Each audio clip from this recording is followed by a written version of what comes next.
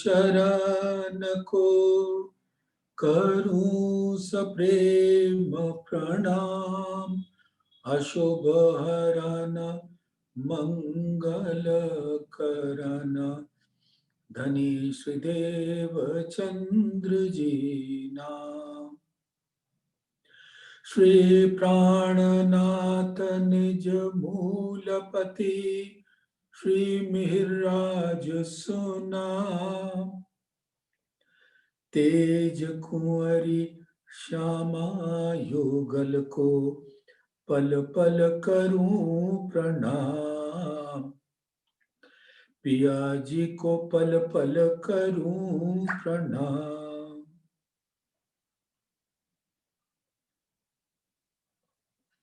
प्रथम लागू दो चरण को धनिये न छोड़ा योखिन।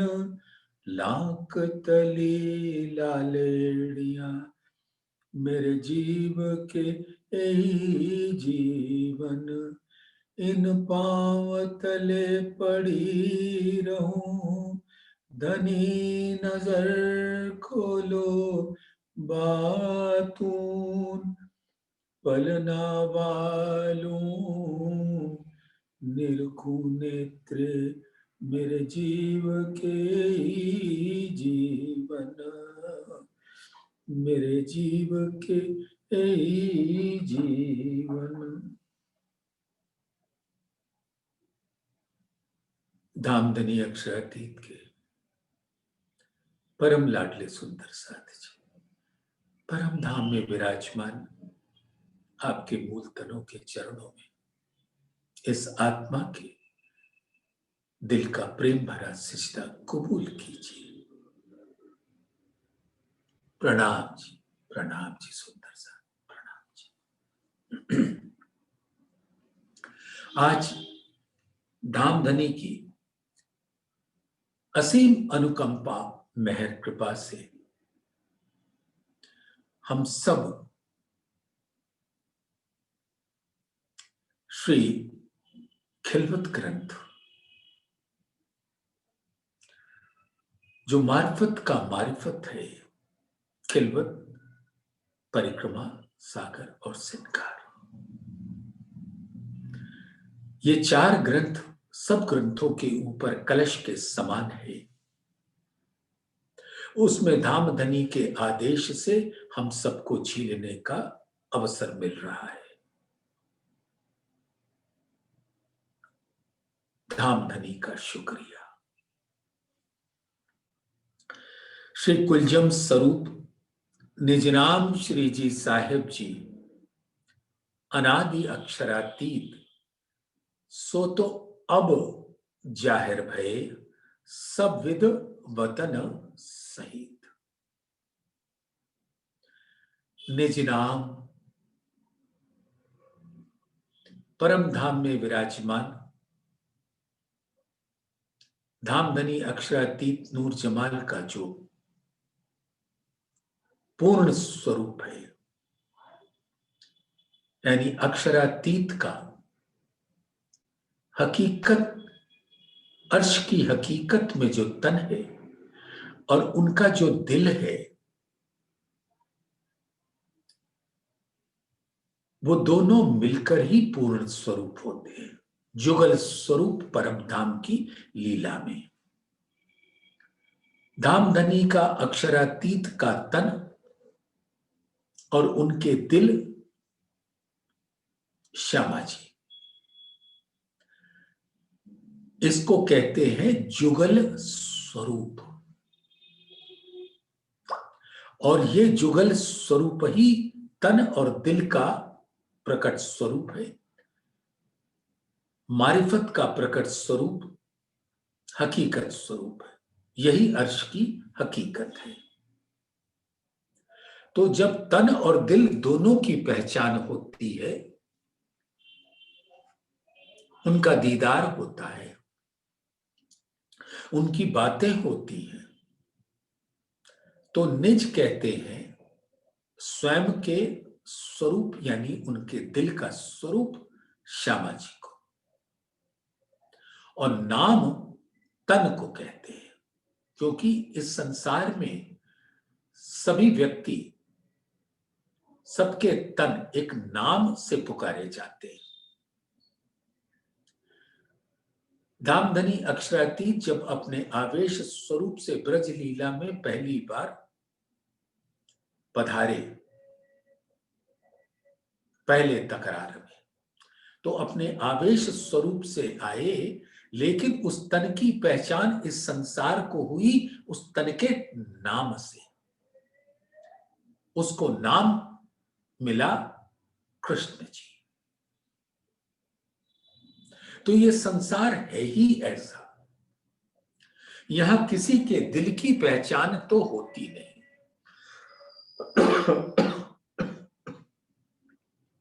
सब तन में ही सुखी रहते हैं। तो कृष्ण जी के तन के संग सबने लीला की, और सब उनके दिल के भेद कोई नहीं जाना। उनके दिल के अंदर कितने अनंत सागर हैं, कितना लाड़ है, और वो क्यों इस संसार में आए, और मैं कौन हूं, मेरा स्वरूप क्या है, ये ब्रज में हम में से किसी को पता नहीं था। और सबने उस तन को ही मान लिया। हाँ, ये बात तो सत्य है कि रूहें उतरी अपने तन से, ये पहले नहीं पता था। श्रृंगार ग्रंथ में आकर धामधनी ने खोला श्रृंगार ग्रंथ का 6ठा प्रकरण, चौपाई 22। आप सब उसको खोलकर विचार कर लेना। रूहें उतरी अपने तन से, यानी परम धाम में जो रूहों का हकीकत स्वरूप है, यानी धामधनी के दिल के स्वरूप श्यामा जी जो बड़ी रूह कहलाती हैं, और उनके ही लहरें अंग वाहिद का वाहिदत कहलाती है, वो रूहें हैं। तो वो रूहें भी धामधनी के दिल का ही स्वरूप है। जैसे बड़ी रूह श्यामा जी उनके दिल का स्वरूप है, वैसे ही रूहें भी उनके दिल का स्वरूप है। ये तो आप सब सुंदर सा अब तक वाणी में इतने प्रबुद्ध ज्ञानी हो चुके हो कि अब आपके अंतर की दृष्टि खुलने लगी है।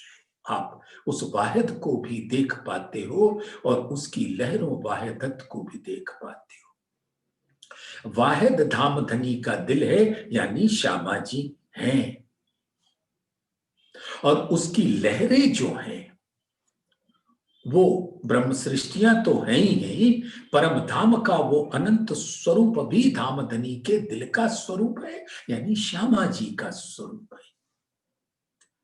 श्यामा जी का ही स्वामित्व साम्राज्य परम धाम के अंदर लहराता है।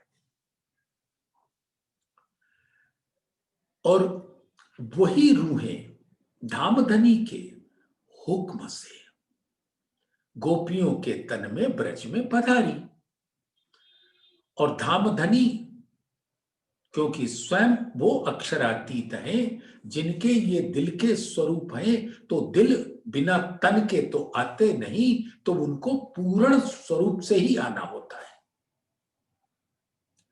तो धामधनी तन और दिल दोनों से आए, और वो आवेश स्वरूप परम धाम, तन भी परम धाम में बैठा है, दिल भी बैठा है, लेकिन धामधनी के दिल से जो हुक्म प्रकट हुआ, वो हुक्म और उस पर धामधनी की नजर, इसी प्रकार से रूहें भी अपने नजरों से आई, अपने सुरताओं से आई और उसके ऊपर धामधनी की नजर। तो गोपियां धामधनी के दिल का ही परम धाम में जो स्वरूप है उनका ही स्वरूप यहां गोपियां है, जिसको धामधनी ने अपने हुक्म से उन तनों को धारण किया और उस पर उनकी नजर। इसी प्रकार से धामधनी का वही आवेश यानी हुक्म और धामधनी की नजर वो कृष्ण जी के तन में आई। लेकिन सुंदर साथ, वो कृष्ण जी भी हमारे बहुत दिल के करीब हैं, सहरग से नजीक हैं। क्यों? तो सुंदर साथ, उनको मात्र एक तन मत समझ लेना। कारण रूहें उतरी अपने तन से और कहिया उतरे अर्श से। यानी कि जो पर आत्म का तन है, उनके दिल के अंदर धामधनी ने अपना हुक्म ऐसे डाला कि उनकी सुरता इस संसार में धामधनी अपने हुक्म से ले आए और उनका दिल अर्श है। अर्श वही है जहां धामधनी की बैठकी होती है। तो रूहें उतरी अपने तन से और कहिया उतरे अर्श से, तन दिल अर्श एक की। अब धामधनी भी उसी प्रकार से जब उस तन को धारण किया जिसका नाम यहां के विधि विधान से कृष्ण जी रखा गया। बड़ा अद्भुत नाम है। कृष्ण के माने होता है आकर्षण, जो समस्त संसार को अपने प्रेम वश में लेकर खींच लेता है। प्रेम शक्ति जैसे किसी चुंबक की चुंबकत्व शक्ति होती है, वैसे ही धामधनी का प्रेम ऐसी चुंबक की शक्ति रखता है कि सब रूहें उनसे आकर चिपक जाती। और आज भी इस संसार में उसी नाम की महिमा गाई जाती है और सब उनके से उनके चरणों में आना चाहते।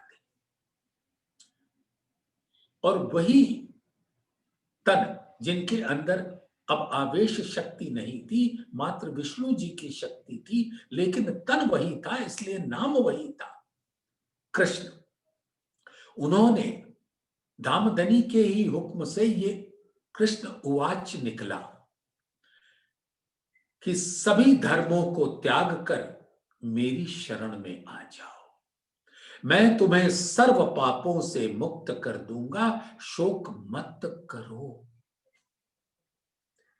तो ये सभी संसार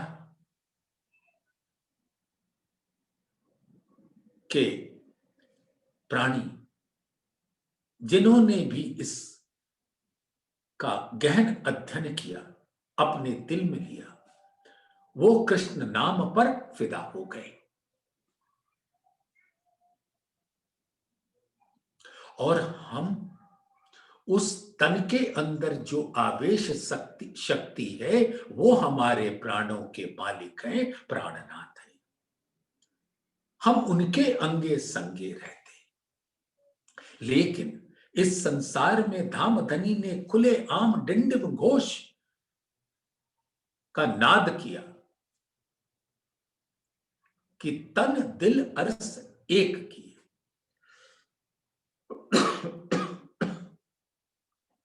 तो जिस तन के अंदर धामधनी का आवेश आया, वो तन भी उतना ही पूज्य हो गया जितना वो आवेश स्वरूप है। और उनके अंदर सभी गोपियां बसती हैं और उनके दिल में अक्षरातीत अपने आवेश से बैठे होते हैं। तो वो कृष्ण जी के तन के अंदर परम धाम का वो हकजात का स्वरूप है, जो राज्य खुद अक्षरातीत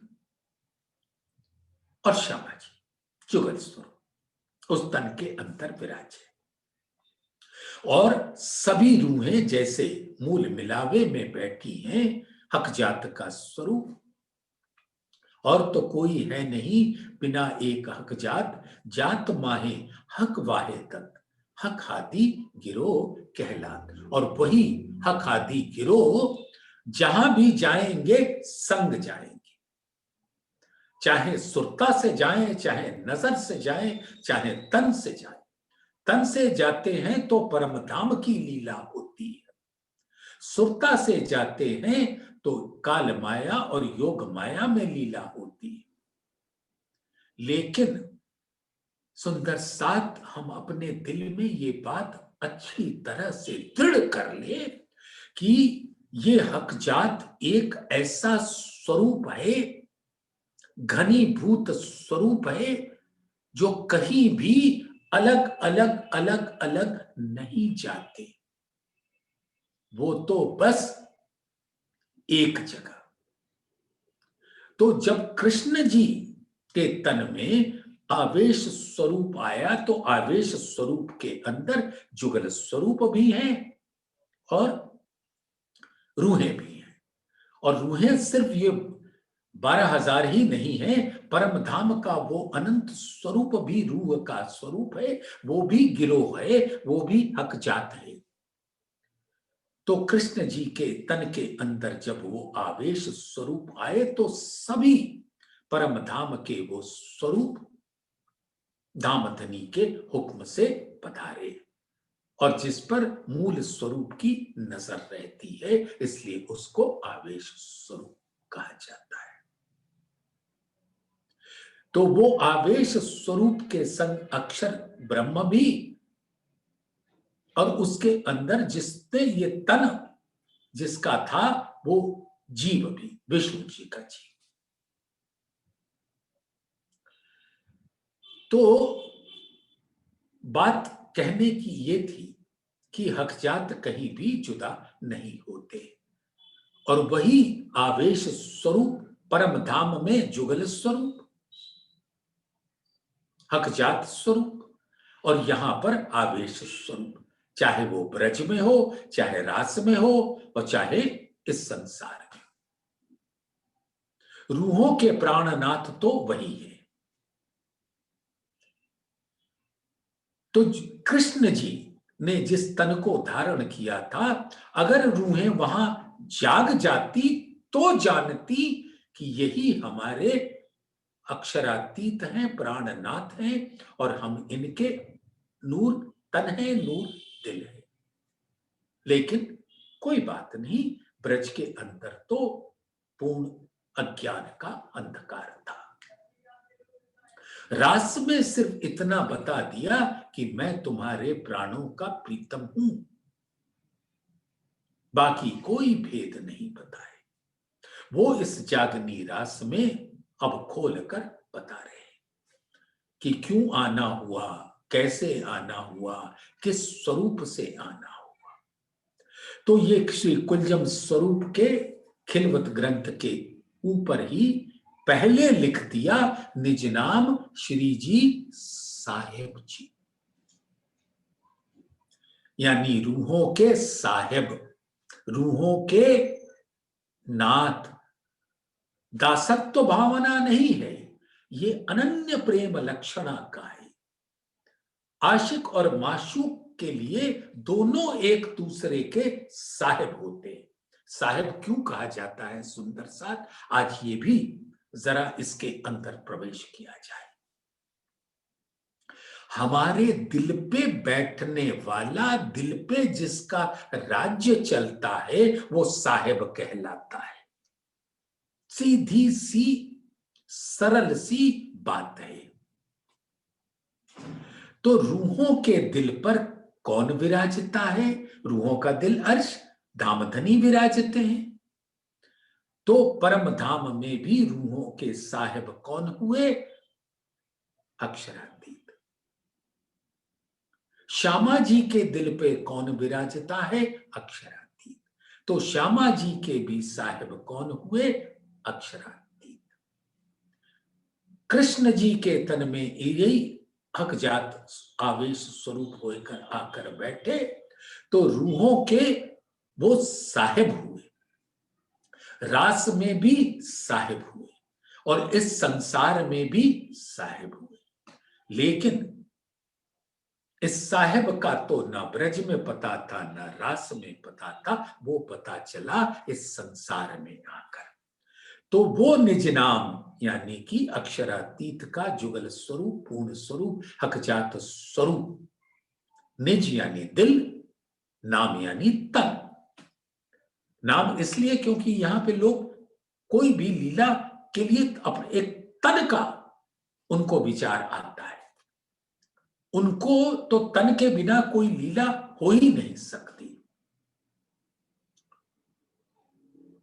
उनको क्या पता कि ये दिल ही अपने नूर से एक तन धारण किए हुए, आकार धारण किए हुए, तो वो निज नाम है।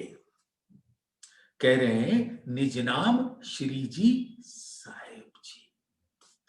गोपियों को पता तो नहीं था, लेकिन वही उनके दिल पर राज्य करते थे, अप्रत्यक्ष रूप में, अव्यक्त रूप में। रास में भी वही उनके दिल में, जैसे धाम कृष्ण जी के तन में, वैसे ही गोपियों के तन में, वैसे ही राधा जी के तन में। राधा जी का क्या स्वरूप था? प्रकट स्वरूप, जैसे श्यामा जी का परम धाम में। रूहों का प्रकट स्वरूप गोपियां और राज्य का प्रकट स्वरूप कृष्ण जी का। लेकिन सबको ही सबके अंदर, कृष्ण जी के अंदर श्यामा जी भी और रूहें भी, यानी राधा जी भी और गोपियां भी। और यही स्थिति राधा जी के दिल के अंदर और यही स्थिति रूहों के दिल के अंदर। रास में अंतर ध्यान के बाद इतना विलाप करना क्यों हुआ? क्योंकि हम जानते नहीं थे कि वो साहिब अपने पूर्ण स्वरूप के साथ मेरे ही दिल में तो बैठे, फिर विलाप किस बात का होता? लेकिन वही बातें अब इस ब्रह्मांड में आकर कर रहे हैं। तो कह रहे हैं निज नाम श्री जी साहिब जी। वो पूर्ण स्वरूप हम रूहों के साहिब हैं, परम धाम में भी, ब्रज में भी, रास में भी, जागनी में भी। वो हमारे माशूक हैं, हम आशिक हैं, और हम उनके माशूक हैं और वो आशिक हैं। आशिक माशूक में कोई भेद ही नहीं, क्योंकि ये तो वाहिद और वाहिदत की निस्बत है। वाहिदत प्रकट कहां से होता है? वाहिद से, दामदनी के दिल से। तो वाहिदत की निस्बत किससे हुई? रूहों की निस्बत किससे हुई? दामदनी के दिल से। तो निज नाम श्री जी साहिब जी, अनादि अक्षरातीत। अनादि यानी कदीमी से है, हमेशा से है, शाश्वत है, न कहीं आना न कहीं जाना। वो तो अखंड है, अविनाशी है, अनादि है। ना कुछ परम धाम का स्वरूप बनता है ना मिटता है। सो निज नाम श्री जी साहिब जी, और वो अक्षरातीत जो अक्षर से और उनकी हर लीला से परे हैं, इसलिए वो अक्षरातीत कहलाते हैं। तो वो शाश्वत हैं, अक्षरातीत हैं, और उनके दिल की ही लीला परम धाम में अपने दिल के ही स्वरूपों के संग होती है। और वही लीला उन्होंने ही ब्रज में की, रास में भी की और जागनी में भी कर रहे हैं। लेकिन जागनी में सारे पर्दे हटा दिए, अज्ञानता के अंधकार को मिटाकर तारतम के प्रकाश से हम सबको नवाज दिया। तो निजनाम श्री जी साहेब जी अनादि अक्षरातीत, सो तो अब जाहिर भये। अब धाम धनी लाड़ से भरकर अपनी आत्माओं को न ब्रज में जगाया न रास में जगाया। उसके बाद जब धनी देवचंद्र जी के तन में धनी पधारे, श्यामा जी के संग रूहें भी पधारी। हकजात तो एक साथ ही आते हैं, ये आपको पता चल चुका है। सो तो अब जाहिर भय, अब वो साहेब जी का स्वरूप अब प्रकट हुआ, सब विद वतन सहित। अब ये सब विद वतन सहित क्या है कि परम धाम के वो गुहे भेद जो हमको परम धाम में नहीं पता थे। सुंदर साथ, अद्भुत बात है। अब जरा सा ध्यान करो, सुंदर साथ अपनी सुरता परम धाम में ले जाकर क्या हमको किसी भी सागर के गुहे भेद पता थे? हम सागरों के अंदर शुक्ल पक्ष में जाते अवश्य थे, 8 सागरों में भी जाते थे, 8 जिमी पर भी जाते थे, लेकिन वो सागर क्या है हमें नहीं पता था। बस वहां जाकर धामधनी के सानिध्य में रसमयी लीला में रामतों में मस्त रहते थे। हमको उनके दिल के भेद नहीं पता थे। सो तो अब जाहिर भय, सब विद वतन सहित। नूर का स्वरूप क्या है, नीर का स्वरूप क्या है, क्षीर का स्वरूप क्या है, तदीकृत मधु रस सर्व रसक रस का स्वरूप क्या है। परम धाम के 25 पक्ष उसी तरह से चेतन है जैसे हमारा स्वरूप है। हम भी देख सकते हैं, बातें कर सकते हैं, हमारे एक एक इंद्रिय के अंदर सभी इंद्रियों का गुण है। ऐसे ही सभी के परम धाम के 25 पक्षों का गुण वैसा ही होता है।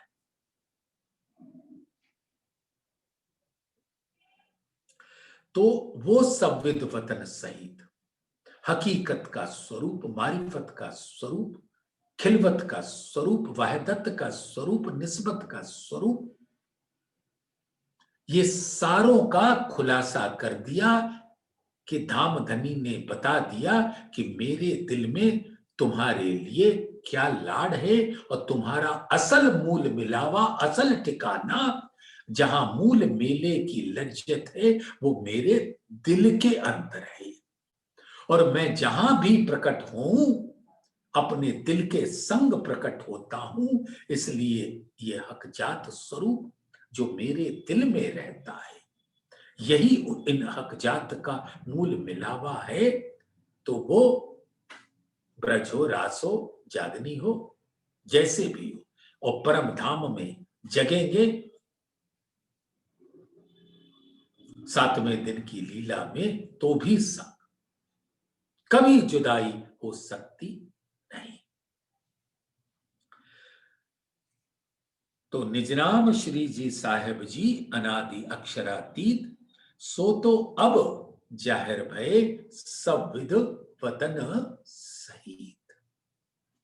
अब सुंदर साथ धामधनी अपनी उन हर बातों को, परम धाम के स्वरूप को, अपने दिल के गुहे भेदों को, दिल के सभी रंगों को इस मार्फत वाणी के द्वारा खोल रहे हैं।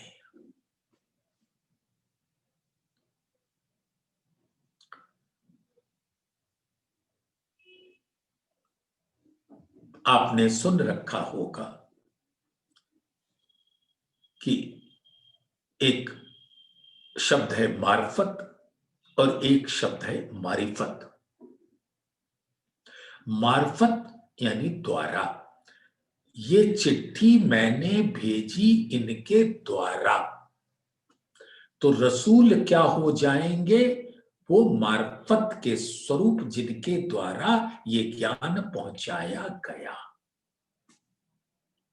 लेकिन मारिफत तो राज्य का दिल का स्वरूप है, जहां से उनकी निज बुद्धि से ज्ञान इन प्रकट हुआ इन रसूलों के द्वारा।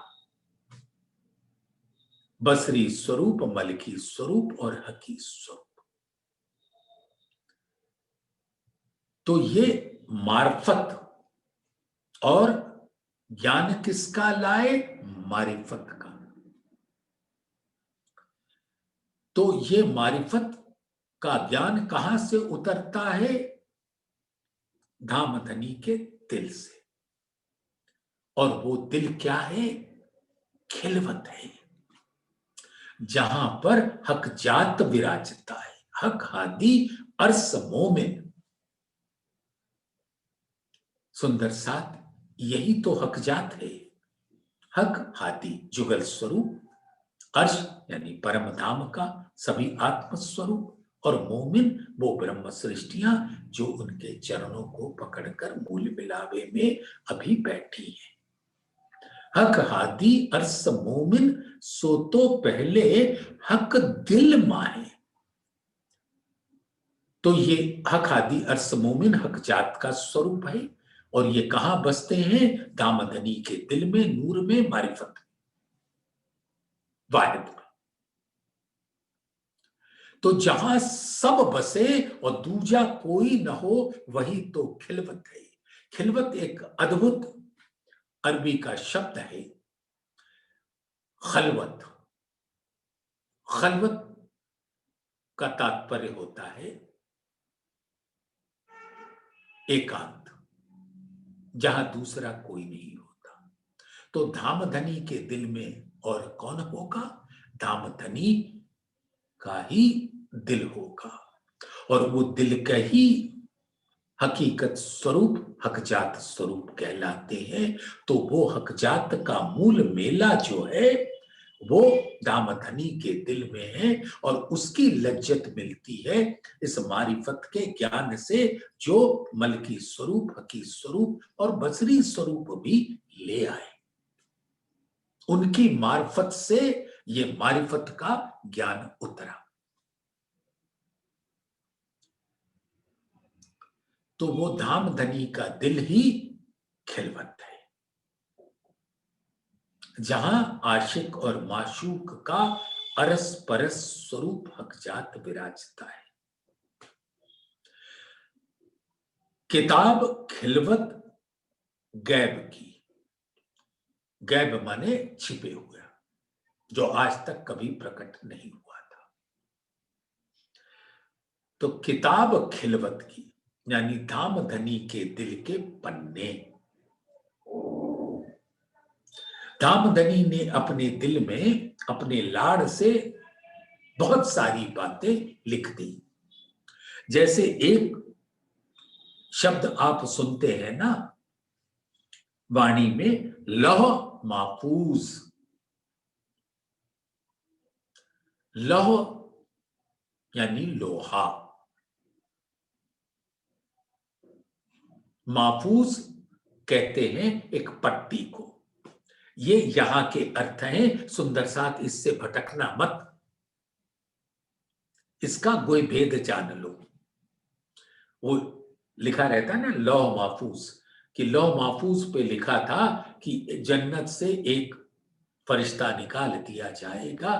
तो सब फरिश्ते उसको देखकर रोने लगे कि कहीं वो मैं तो नहीं।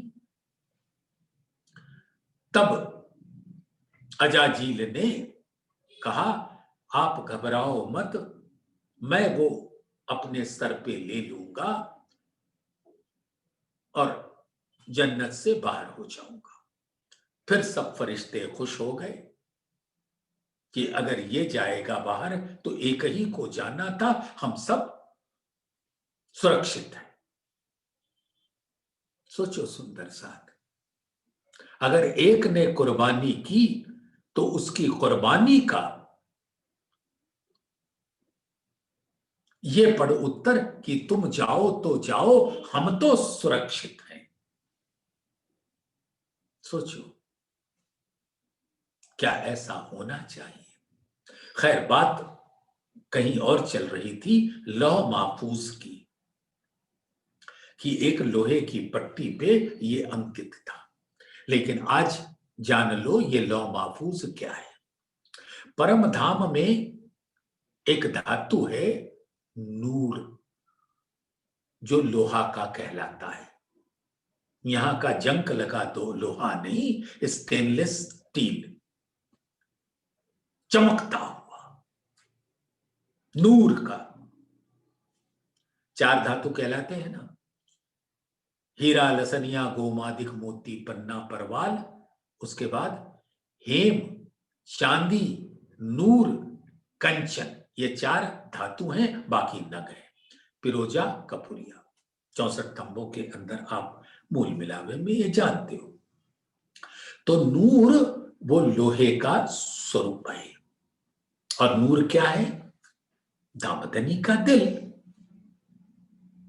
और महफूज क्या है?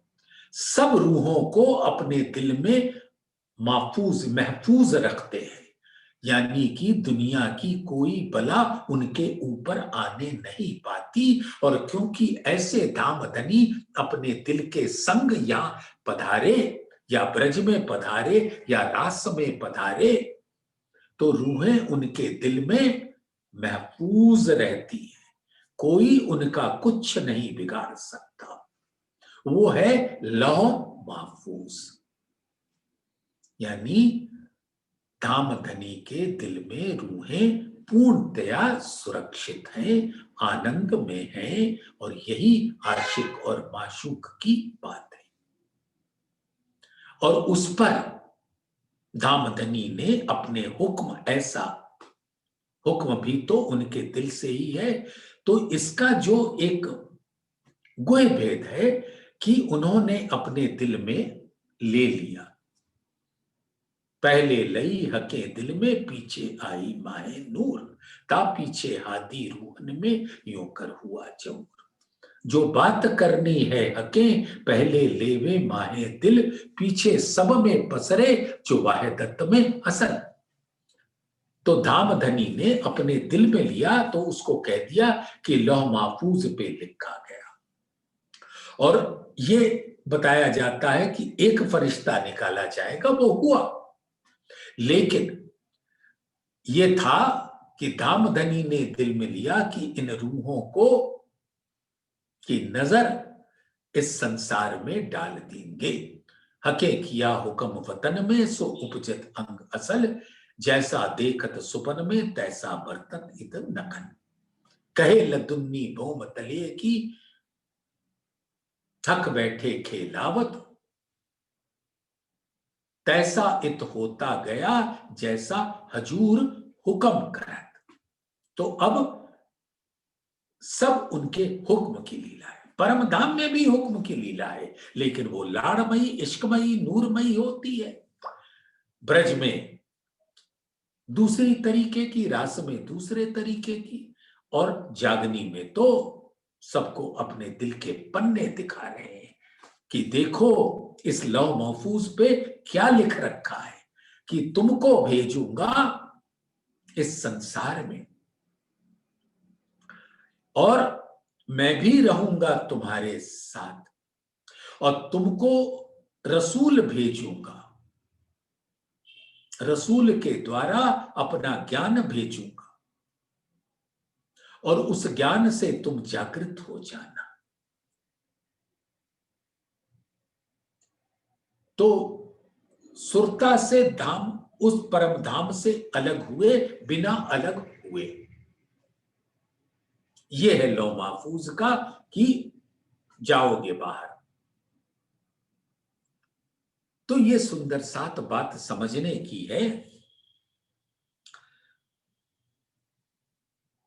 किताब खिलवत गैब की, तो ये किताब यानी कि पन्ने धामधनी के दिल रूपी खिलवत, खिलवत रूपी दिल, उस पर जो ये गुह बातें लिखी हुई हैं उस नूर रूपी दिल में, खिलवत रूपी दिल में, तो वो बातें इस खिलवत ग्रंथ में प्रकट करना प्रारंभ करते हैं धामधनी।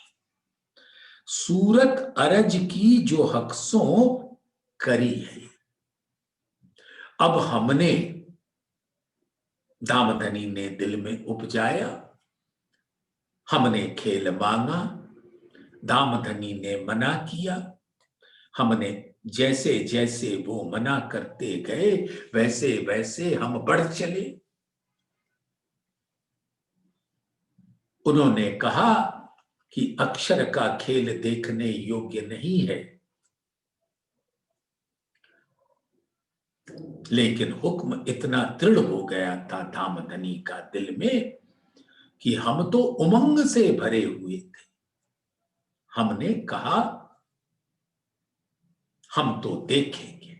उन्होंने कहा वो ऐसा खेल है जहां तुम अपने मूल स्वरूप को भूल जाओगे।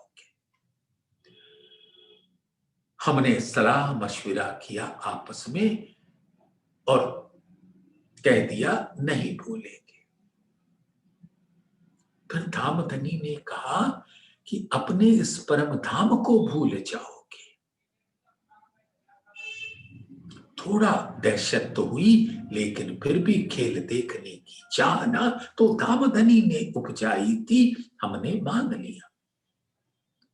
फिर धामधनी ने कहा तुम हमको भी भूल जाओगे।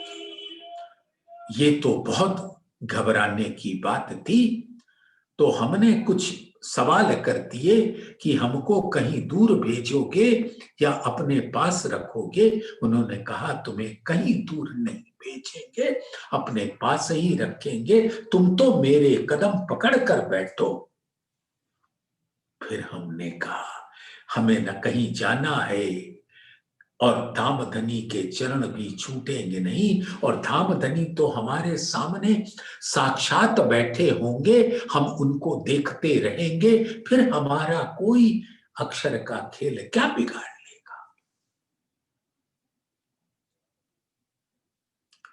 तो जो जो बातें हुई वो इस खिलवत ग्रंथ के अंदर धामधनी ने उसका खुलासा किया। तो सूरत अरज की जो हमने उनसे मांगा, जो हक सो करी, हक से मांगा और हक ने हमको जो जो दिया। कैसे कैसे? ऐ रूहो तुम बीच नासूत के जाती हो,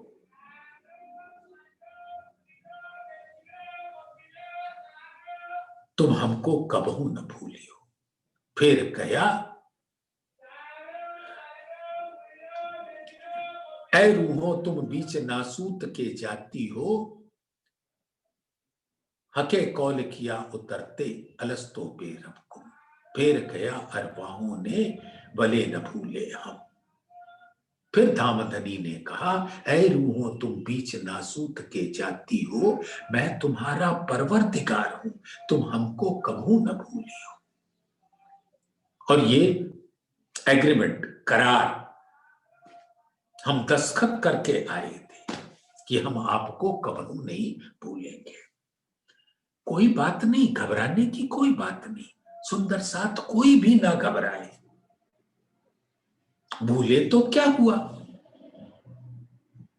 धामधनी ने कहा था कि मैं तुम्हें जगाऊंगा, रसूल भेजूंगा, अपने इल्म दूंगा और तुम जागोगी, हल्के हल्के जागोगी लेकिन जागोगी।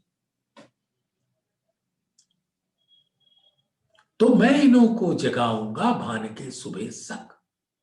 ये तो धामधनी ने कहा था ना, तो भूले कोई फिक्र की बात नहीं है।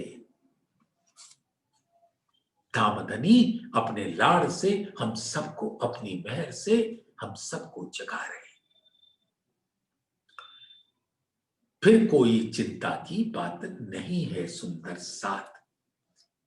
धामधनी ने बता दिया, हमारे संग ही है वो।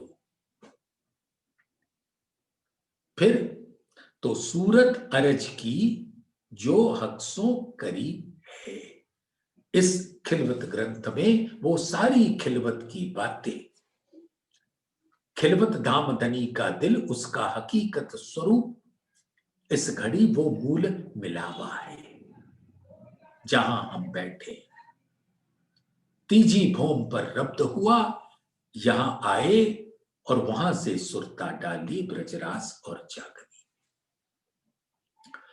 तो जो जो बातें हुई धामधनी और हमारे बीच में खिलवत की रद बदले, वो सारा इस खिलवत ग्रंथ में धामधनी ने निहित कर दिया। ऐसा खेल दिखाइया जो मांग लिया है हम, अब कैसे अरज करूं, कहोगे मांगया तुम। कितना प्यार है ना, कितना लाड है, सुंदर सा।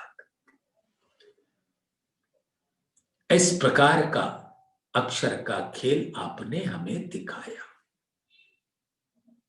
जिसको हमने मांगा था। और ये बात भी हम भूल चुके थे, लेकिन अब आप अपने सुंदर इल्म से हमें बता रहे हैं। प्रकाश में बताया, कलश में बताया, सनंद में बताया, खुलासा में बताया, किरंतर में बताया, अब खिलवत में आई बारी। तो अब वो बातें याद तो आ रही है, मानो दिल के ऊपर कुछ कुछ धुंधलका तो है, लेकिन फिर भी तारतम का प्रकाश उसको छेद कर हमारे दिलों में पहुंच रहा है। ऐसा खेल दिखाइया जो मांग लिया है हम, अब कैसे अर्ज करूं, कहोगे मांगया तुम। तो अब कैसे आपसे अर्ज विनती करूं कि ये खेल बड़ा दुखदाई है। इसमें, इस खेल में हमको परमधाम का कोई खेल नहीं दिखता, परमधाम की कोई रामत नहीं दिखती। यहां पर तो एक माया का बहुत शक्तिशाली स्वरूप है, जो अपने जीवों के संग ऐसी लीला करता है, जो जीव अनंत कष्टों से गुजरते रहते हैं। गर्भाधान, गर्भ से, गर्भ का कष्ट बहुत ही दारुण होता है। उसके बाद प्रकट होने के बाद रोग हैं, व्याधियां हैं, न जाने कितने प्रकार के सांसारिक कष्ट हैं, जो इनके तन को पकड़ लेते हैं। और उस तन को धारण करने वाला वो जीव परेशान हो उठता है। और क्योंकि आपने अपने हुक्म से इस मानव तन पर हमको बिठा दिया, और मेरे मूल स्वरूप मुझको देख रहे हैं, और मैं इस जीव के ऊपर दृष्टा होकर बैठी, और जीव भी दृष्टा होकर बैठा है इस तन के ऊपर। तो तन जिन जिन प्रक्रियाओं से गुजर रहा है, उसकी पीड़ा तो जीव को हो रही है, और मैं आत्मा उसको देखकर उस जीव के दर्द का अनुभव कर रही है। और वो अनुभव हमारी पर आत्म को हो रहा है। तो अब दिल के अंदर पर आत्म के ये भाव उठता है, ऐसा खेल दिखाइया जो मांग लिया है हम। आत्म के दिल में अब इल्म से जागृति होकर ये बात आई, तो पर आत्म के दिल में आती है। पर आत्म के अंतस्करण जेती भी तत्बात तेती इन आत्म के करत अंग साख्यात। जैसा पर आत्म के दिल में बात गुजरती है वैसे ही इस आत्म के दिल पर गुजरती है। तो पर आत्म की नजर है आत्म पर, जो परात्म की ही नजर का स्वरूप है, और इस प्रकार से इस लीला को वो देख रही है। अब कैसे अर्ज करूं, कहोगे मांग्या तो। अब इस खेल से सिताब काढ़ो श्रीराज, ये कहने की इच्छा तो होती है, लेकिन क्या करें। आप तो ये फौरन कह बैठोगे कि आपने ही तो मांगा था, क्योंकि पर आत्म के स्वरूप और आत्म के स्वरूप हूबहू एक होते हैं, दोनों के दिल में भी कोई अंतर नहीं है। तो आत्म जब इस इल्म को ग्रहण कर रही है तो उसके दिल में जो बात आती है वो पर आत्म के दिल में पहुंचती है। अरस्तन दिल में ए दिल, कहने को ए दिल है अरसे दिल असल। दिल मोमिन अरस्तन बीच में, उन दिल बीच ए दिल, कहने को ए दिल है अरसे दिल असल। अरस्तन दिल में ए दिल, दिल अंतर पट कछु नाहे, सुख लज्जत अरस्तन खेचही, तब क्यों रहे अंतर माए। तो इस खेल के अंदर जो इल्म की लज्जत है वो पर आत्म के दिल तक पहुंच रही है सुंदर साथ आत्मा के माध्यम से। तो अब यहां पर भी आत्मा इस खेल को देखकर अपने दिल में लेती है कि ऐसे विचित्र खेल को, जहां के जीव इतने कष्टों के दौरान से गुजर रहे हैं, अब कैसे अर्ज करूं, कैसे आपसे विनती करूं कि सिताब काढ़ो श्रीराज, क्योंकि आप तो कह बैठोगे कि आप ही ने तो मांगा था। लेकिन एक बात अगर सुंदर साथ आप जान लो कि धामधनी ऐसा कभी नहीं कहेंगे, क्योंकि इल्म से बता दिया कि मैंने ही तो मंगाया था। तो वो नहीं बोलेंगे कि तुमने मांगा था। लेकिन जब तक हमारी आत्मा इस इल्म से जागृत नहीं होती तब तक ऐसा विचार आता रहेगा कि दामधनी कैसे कहेंगे कि कहोगे मांगया तो तुमने मांगा। कछु आस न राखी आसरो, ए झूठी जिमी देखाए, ऐसी जुदागी कर दई कछु कहियो सुनियो न जाए। अब पर आत्म के दिल में जो भाव आ रहा है इस खेल को देखकर कि इस संसार में मानो कोई आसरा नहीं है, कोई सहारा नहीं है, कोई संबल नहीं है, कोई आधार नहीं है।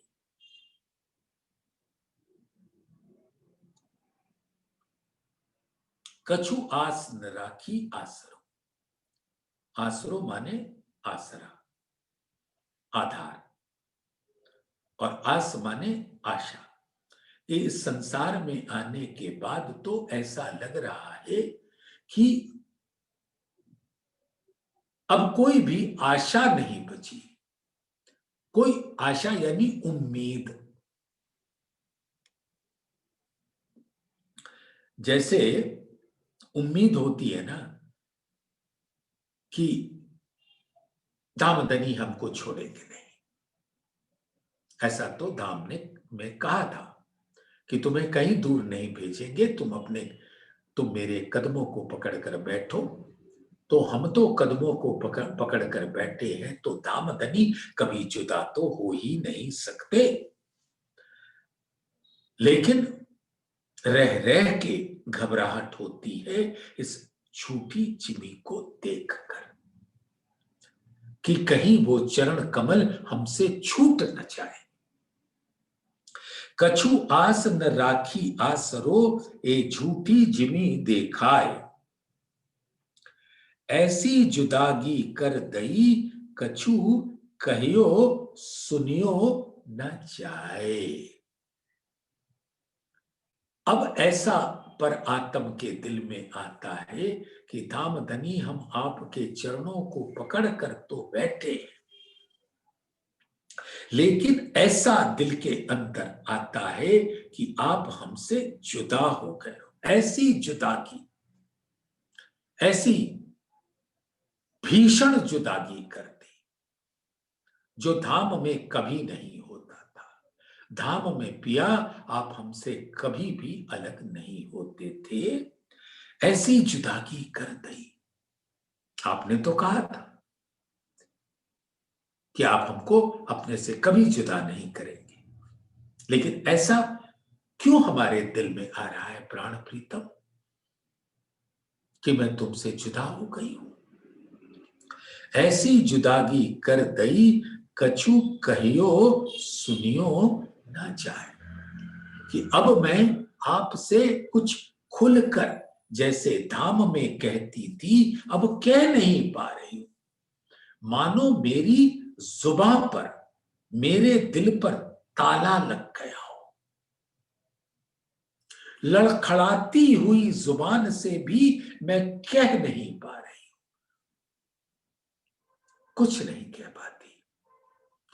और सुनियो न जाए, आपके मीठे वचनों को सुनने के लिए मैं तरस रही हूं। अब आपने बता तो दिया है कि अपने इल्म से आपने आत्मा को, मेरे हूबहू प्रतिबिंबित स्वरूप को अपनी मीठे वचन सुनाए, मेरे मीठे बोले साथ जी हुआ तुम्हारा काम।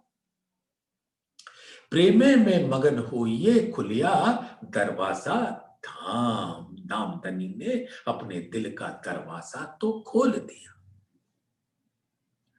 लेकिन वो वचन क्यों नहीं सुनाई पड़ रहे। कछु कहियो सुनियो ना जाए। तो कछु आस न राखी आसरो, ए झूठी जिमी देखाए। ऐसी जुदागी कर दई, कछु कहियो सुनियो ना जाए। कछु कहियो सुनियो ना जाए।